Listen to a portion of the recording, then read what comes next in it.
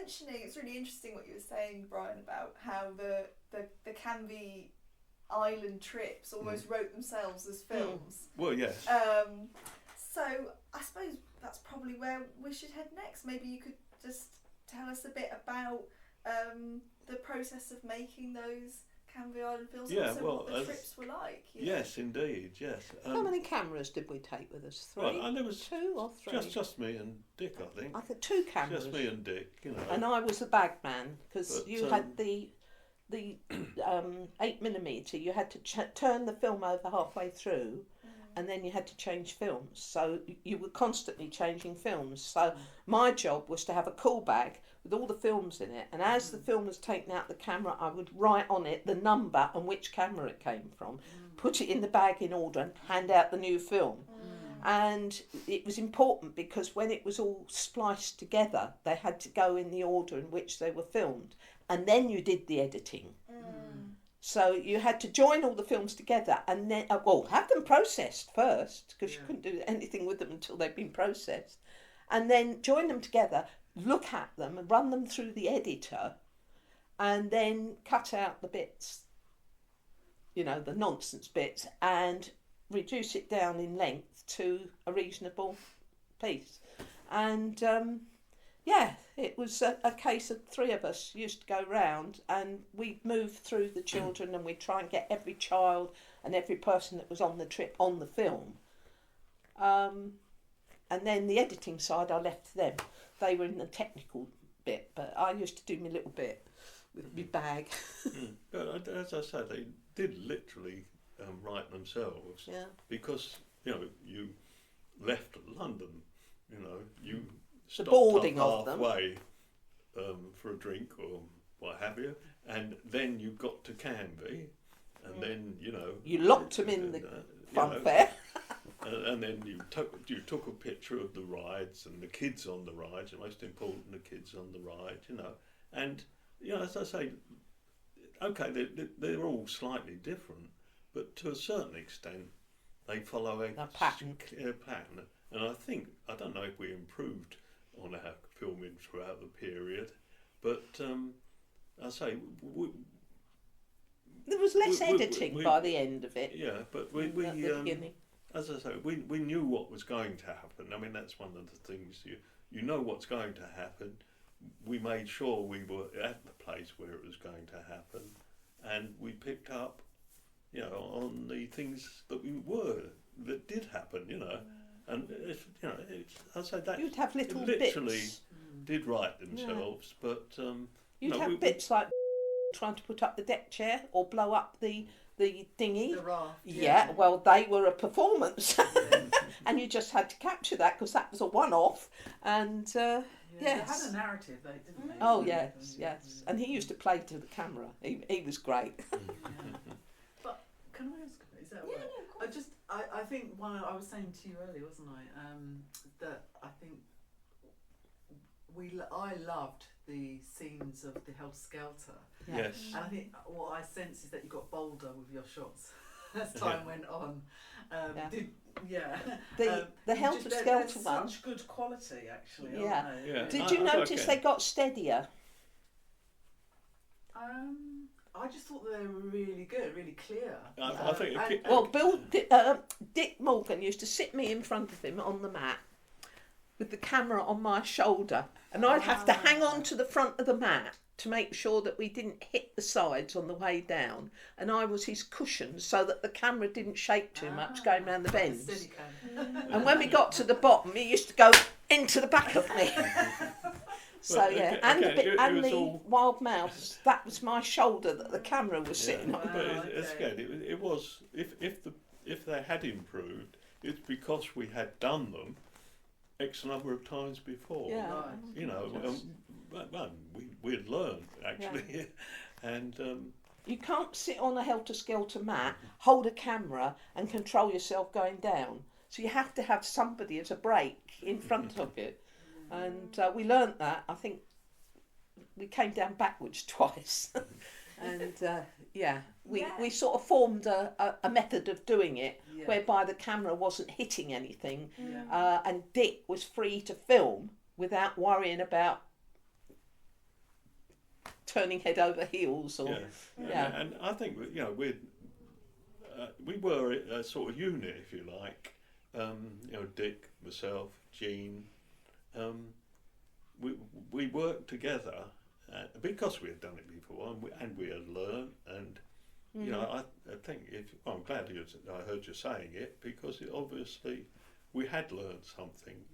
And when they did that presentation at the church, when the National Film Archives had digitalised it and you were presenting it and wanted it to go onto YouTube that when we had the people came in who were the children that we'd taken on, and they were saying, "Oh, it's wonderful, I've been telling my grandchildren about it. They were great outings." And I thought, do you know, we never got any feedback from the kids at the time, but it was so lovely to get the feedback from the adults. They never forgot those film shows and the outings.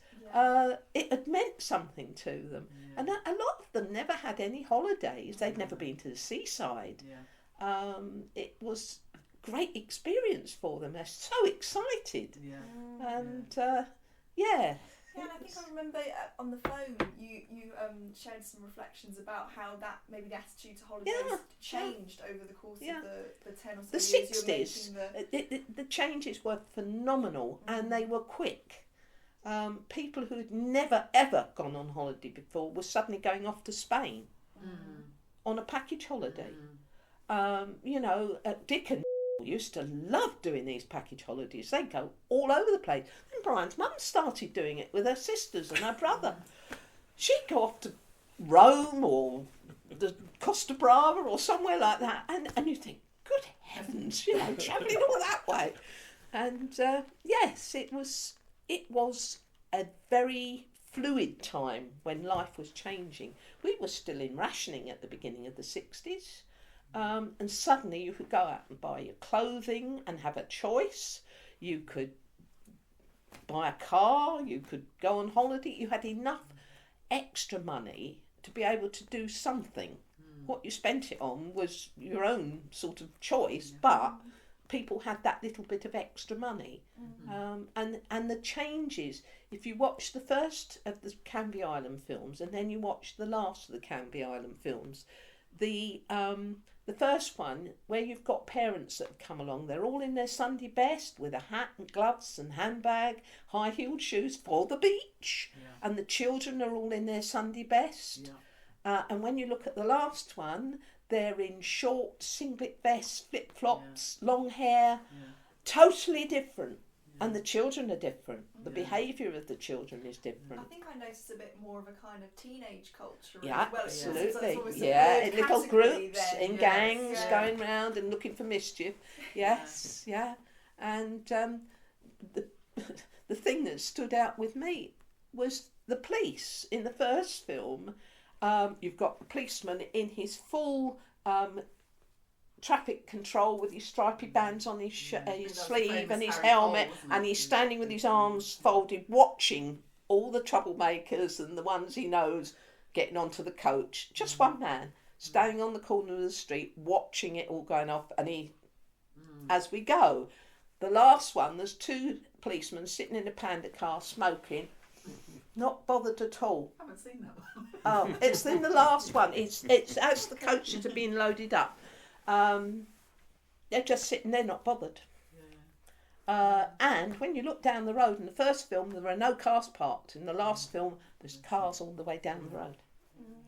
It's that period, the huge change.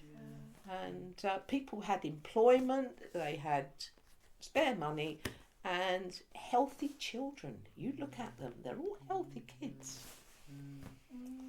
Yeah, you do notice very that much. in the face, Yeah, the ones on yeah. the green. Which are Anybody my that is favourites as well. studying social history, that series of films, you pick up a hell of a lot out of that. No, absolutely. I had something I wanted to ask, and it's gone out of my head. Is there anything you want to pick up on? Well, while you're thinking, I just while you were talking about the fashions, it reminds me of that sequence of women who go on the trampolines, but they're all nicely dressed and they've got their shoes on, they're still jumping on the trampolines, and they all fall down together. They've got the classic, headscarves on. I've You've seen that? yeah, It's, yeah. Oh, it's so good. And the Oh, dodgem absolutely. cars. I mean, that's dodgems, hilarious. Yeah. Yes. But you've got some great shots as well. You've got lovely close-ups as well, haven't you? Beautiful close-ups and the kids on the beach and what they're They doing. weren't It's used all- to having cameras it's just so around, lovely. and Brian and Dick were great ones for turning the camera on and just sitting it on the table and moving it slightly with their hand, Yeah. looking at the view screen, but not Yeah. pointing the camera. Yeah. You know, like in your face. The camera is there and it's filming, but the people aren't aware that it is filming. Yeah, but it's true. That's It's really saying. interesting. Oh, Yeah, go on. No, I was just going to say, because it's really interesting that, this idea that, the Canvey Island films scripted themselves, and that's obviously part of it, but also something that just jumps out when you're watching them is that you're catching the little moments that you couldn't possibly predict. Yeah. You know, and just all those really small interactions. Yeah. Um, Sometimes you could see what was going to happen. You sort of look at the dodgems, and there was one particular pair that had no idea how to drive a dodgem car, and the children were just sort of bumping them all over the place. Well, that actually made a very entertaining bit of film because they're lost in the middle. You didn't know it was going to happen, but you sort of noticed something was sort of building up, and you sort of, look over there, look over there, and follow that through, and And you said some that of you it two wasn't. and Richard were kind of a unit when you were Yeah. filming, so were you kind of pointing out things Yeah, to each if other? you had to notice something, you'd sort of, have you seen, or watch those two down there, or that would make a good shot, but they did the filming. A deal of ESP in it as well, Yeah. We knew each other so well, Yeah. and we knew Dick, not just at the Cine Club or just at the Outings. at social club, Yeah. but We were friends. we were good friends, Yeah. and after died, we used to go on holiday with Dick, He was and our we- adopted granddad. Yeah, and the boys loved him, and There is nothing like having Dick Morgan in the back seat with two young boys teaching them magic tricks. The nonsense those three used to get up to. Yeah. He was more trouble than the children. yeah, but they was very, very close Yeah. to each other, That you were saying about screenings at the time. I don't remember us ever showing the films to the children that we took on the outings. But that would have been done through the social club. Right. Because we were taking the films for the social club. I see, yeah. So they may have shown them, but I don't remember them being shown. We certainly never showed all of the films. I've got a very, very vague memory of us perhaps showing one or two of the films. We would have been using an 8mm projector in the hall, which wouldn't have been very big. very big, and very thin.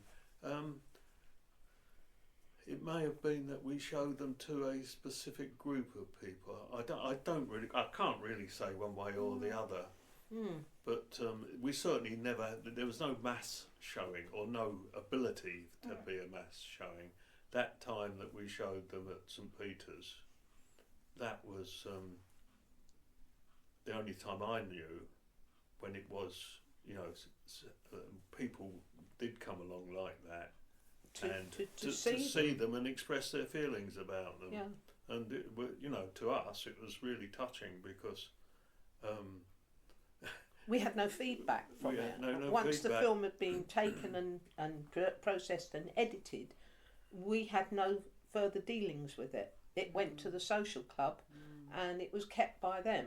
And for years, Dick and Brian were forever saying to each other, I wonder what happened to those Brandon films, the Canvey Island one. And we never knew where they went to.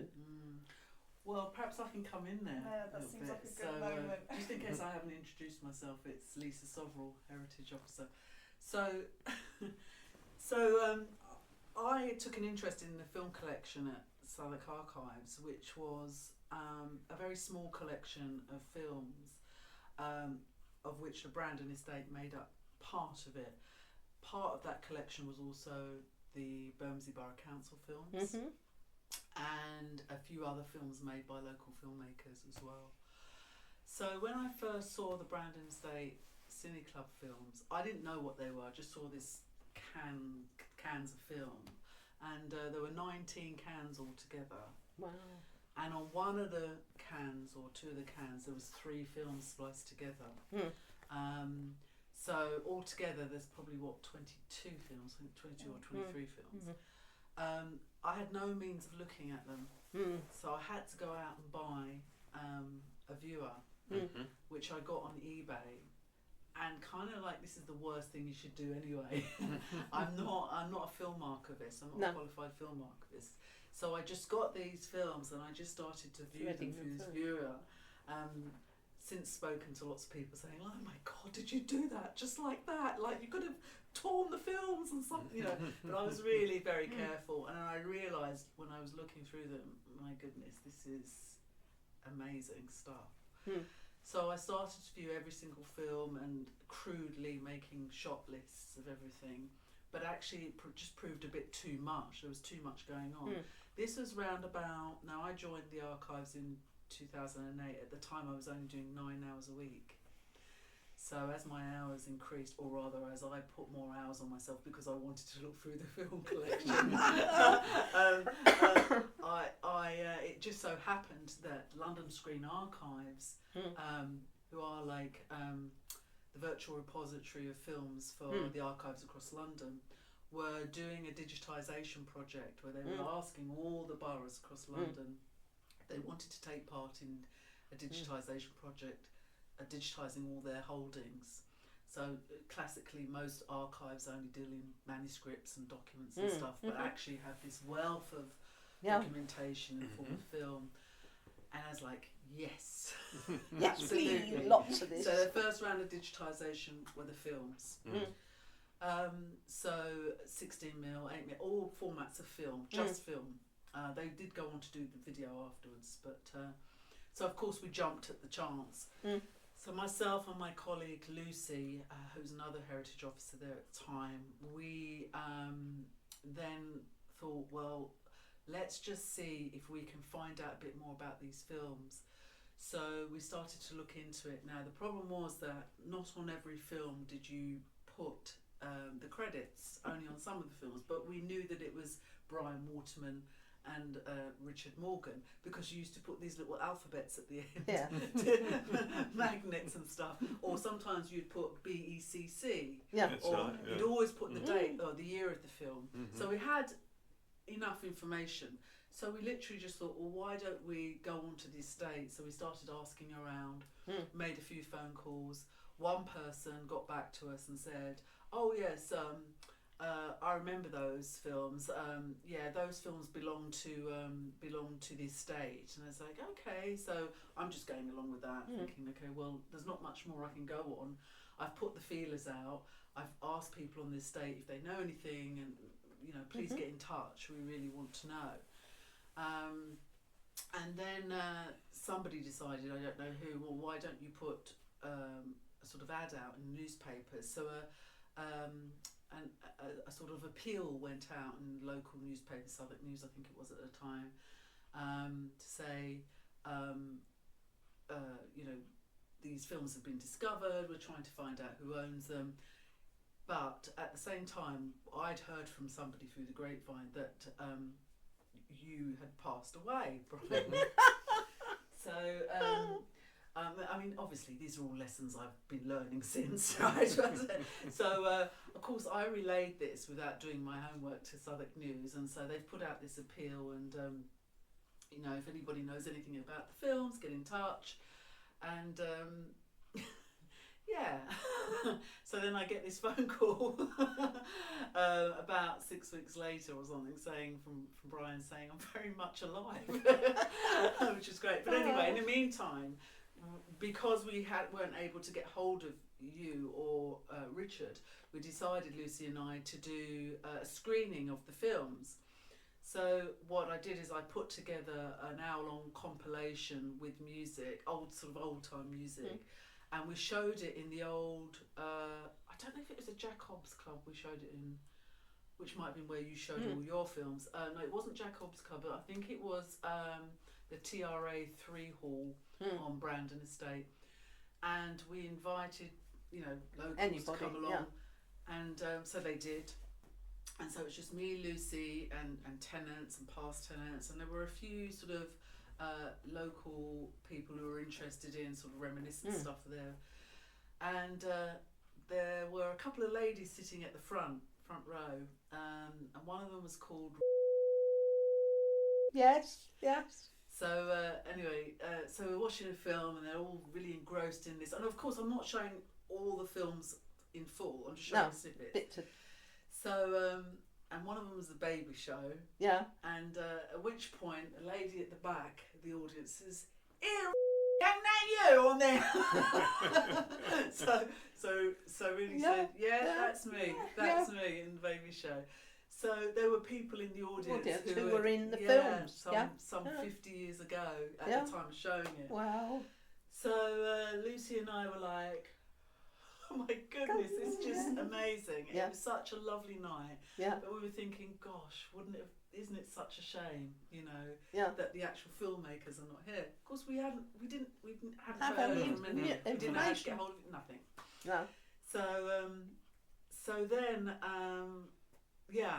with the help of Southwark News, this appeal went out, and obviously someone had got in touch with you, Dick. Brian, I think. Well, I think they got in touch with Dick because Dick phoned Brian. Right. And said, "Oh, thank goodness you're still alive. I've just read the South London news and you're dead." I must have really scared him. And then you got in touch, and that's how it was. So just on for the record, I am really sorry.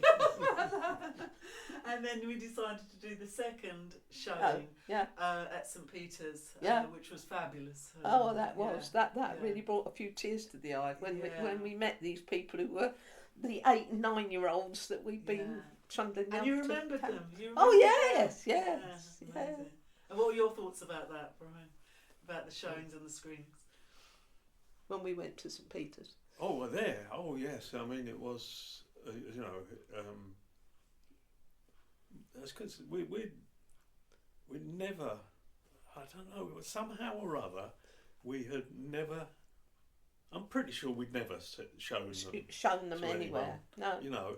And I suddenly thought, well, why didn't we? Yeah. But they were out of our hands. They'd been handed over, and that was it. I mean, our life had changed. You know, we'd moved down here. We had our family. And I think the biggest it was thing a wonderful time of our lives. Yeah. But it was the past. Yeah. And I think the biggest thing was the social club at Brandon collapsed. And again. It was a miracle that they'd survived, quite honestly. Whoever had them had kept them in good condition. Yes. Temperature-wise, moisture-wise, and the fact they hadn't been used too often, so that the editing joints hadn't gone, because that cement used to go brittle. Yeah. They had been kept properly. Yeah. But when the social clubs collapsed, nobody knew where the stuff from the cupboards, all the records, the accounts, everything, where it had all gone to. Yeah. You were really right about what you said earlier about, anybody wanting to study a time and a place. Yeah. They are ethnographic studies. Yes, very much so. I think what you produced was something really quite special. It is a record of social history of that time. Yeah. And if you wanted to choose any subject, it could be housing estates, it could be the fashion, it could be what people got up to. The development you of the children. Go to the Brandon Estate films, the Cine Club films, and see. I think concentrating on a small, a community unto itself, you see it more. If you tried to do it throughout London, I think you would have lost the individuality of those events. You wouldn't have noticed it so much. But because that was all filmed in the same community over a period of 10 years, say, you notice the changes. You recognise the people getting older, or the change of the fashion, or the you know, the street furniture, or the policeman, or whatever. And you're moving from black and white to colour. Oh yes, You know, yes, yeah. Oh yes. But some of the colour was a bit iffy. Ilford colour and Eastman colour. Oh dear. Yeah. Ilford colour used to be. Oh. Their reds were very bad. Yeah. Did you do Kodak was always the best. I think we're both very touched that these films have re-emerged and giving pleasure to people so long after the event. We got a lot of pleasure in making them, and I know Dick Morgan absolutely loved doing them. And he would be so pleased that they are now out there in the world for other people to look at. It was a wonderful time. It's never coming again, and it shouldn't be forgotten. No, but it's been a pleasure working with you and with the Southwark Archives. Well, I myself am honoured to have known and met you, and privileged that we're, to be honest with you, that we're even here today, and thank you so much. I'm getting quite emotional, only because I remember when we first met back in 2012 or 2011, and just besides from the huge monumental mistake I made, but just meeting you and you coming along to the event, but I knew how much it meant to you, but I just don't think you understand just how important these films are. And long after we're all gone, they'll still be very important as social records for the borough, but not just for the borough, but I think nationally, maybe even internationally, as studies, you know, how people lived. Thank you.